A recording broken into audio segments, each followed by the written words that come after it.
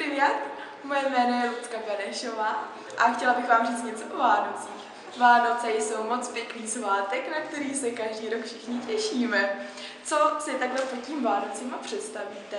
Takže my každý rok zdobíme vánoční stromeček, kde se sejde celá rodina a ozdobíme ho, potom zpíváme vánoční koledy a čekáme na vánoční večeři. Většinou vždycky jíme bramborový salát a kapra, což je naše sladkovodní ryba, která žije jenom u nás. A potom jdeme všichni k vánočnímu stromečku, rozbalíme si dárky a máme strašnou radost, že jsme spolu. Šťastné Vánoce! Jmenuji se Anna Vagová a povím vám něco o Vánocích. Na Vánocích mám nejradši sníh, že je všude bílo, a mám ráda vánoční výzdobu, všude jsou svíčky a vánoční stromky a mám ráda, že jsou o Vánocích všichni pohromadě, celá rodina. A to je všechno.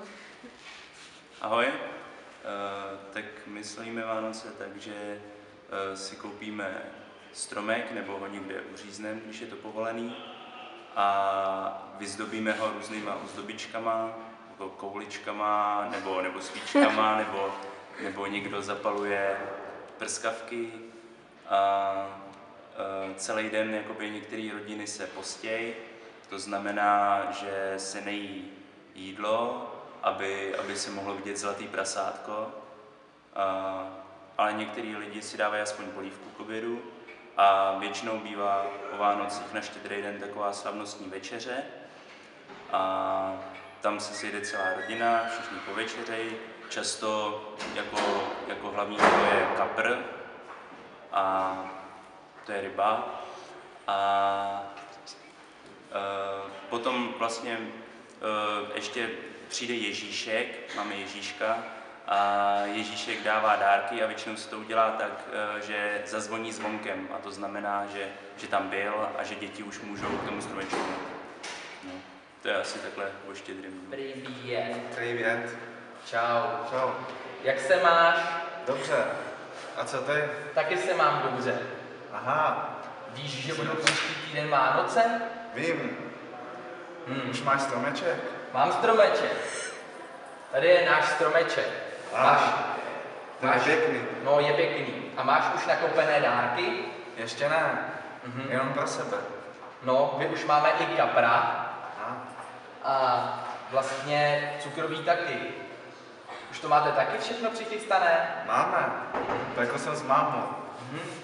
No, a tak co teda zorganizovat nějakou párty vánoční? To bychom mohli. Co Spousta třeba? alkoholu, Pozveme nějaké holky. pozveme holky a kamarády. To by šlo? Tak jo, a kdy to uděláme? 2 dny před Vánoci? Ano.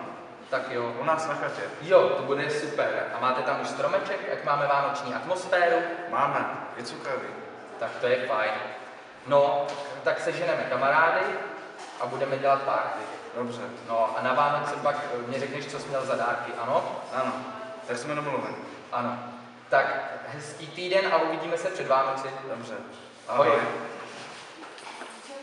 Takže naše české Vánoce, nejkrásnější na tom všem je advent. Nejkrásnější advent je poslední, kdy lidi jsou ve stresu, nakupují poslední dárky.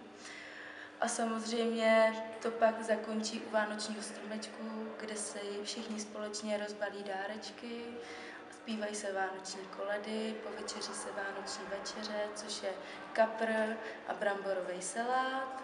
No a pak všichni společně oslavují, někteří slaví v klubu nebo doma v rodinném kruhu. Jinak vánoční svátky pro mě osobně jsou stresující, protože akorát schání dárky, musím přemýšlet, co musím komu koupit. Takže tak a co miluji na Vánocích, tak je sníh, protože se může jet na hory, může se jezdit na prkně, lyžovat a dělat se prostě všechno venku. I když je mráz, i když je pod nulou, je to suprový. To asi vše.